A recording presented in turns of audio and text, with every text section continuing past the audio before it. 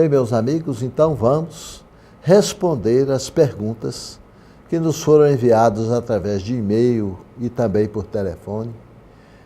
E nós faremos as respostas agora. Maria José, lá do bairro Major Prates, nos envia a seguinte questão. Como se faz o diagnóstico de uma doença espiritual? Maria José, nós, médicos espíritas, apesar de sermos espíritas, nós agimos com muito cuidado com relação ao diagnóstico de uma doença espiritual.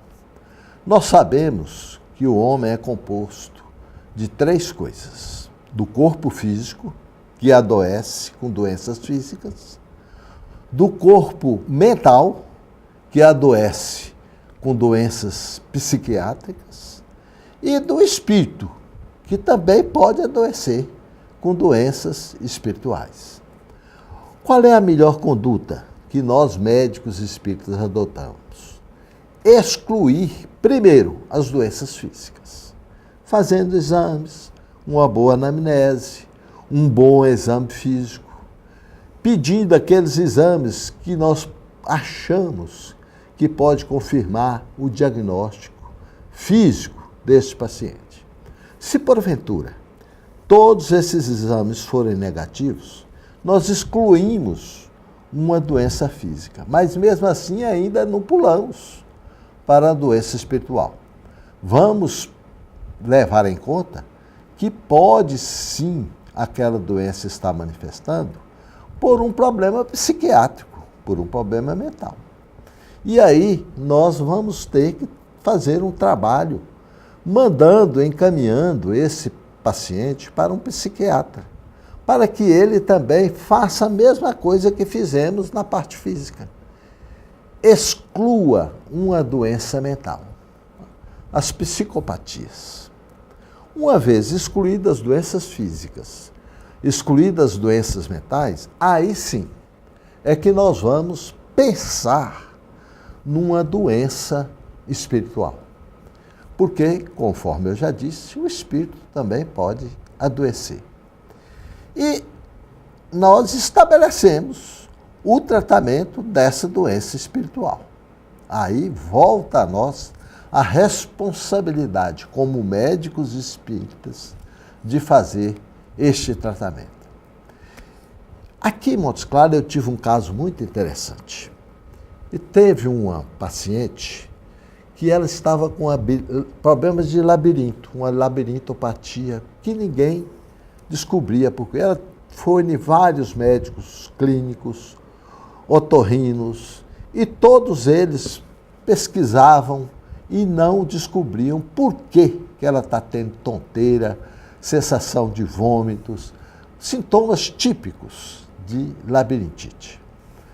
Foi feito vários testes labirínticos e, no final, desses médicos achou que era um problema apenas psiquiátrico e encaminhou essa paciente para um psiquiatra.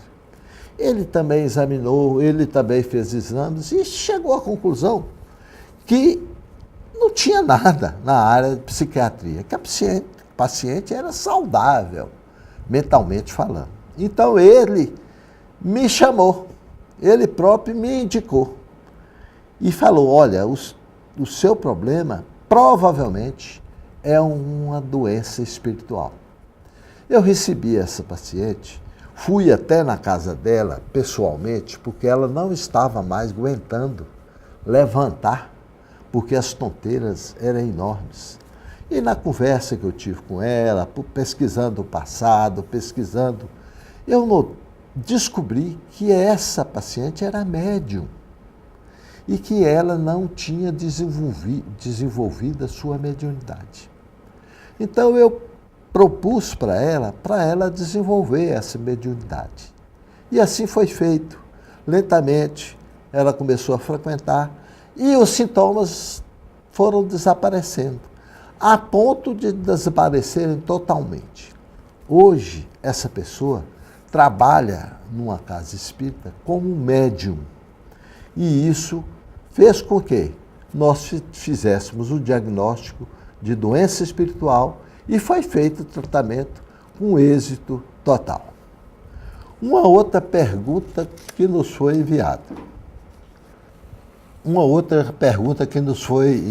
Dessa vez por e-mail. Um espírito pode entrar no corpo de outra pessoa e dele apoderar-se? Meu amigo, não. Espírito nenhum entra no corpo de uma pessoa.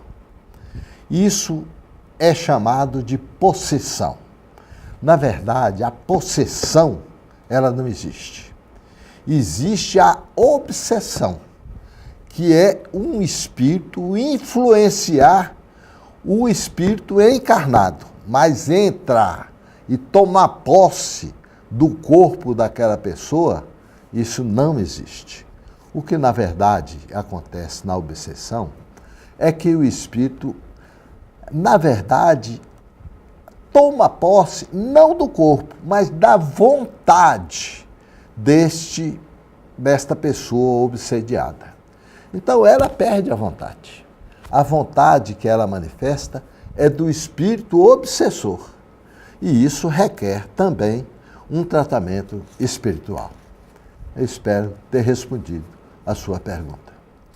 E assim, meus amigos, nós estamos terminando mais este programa e esperamos vocês para o próximo programa de Colunas de Luz.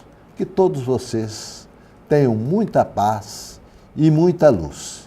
E eu conto com vocês enviando perguntas para o nosso programa, para enriquecê-lo mais ainda. Muito obrigado a todos, muita luz e muita paz novamente.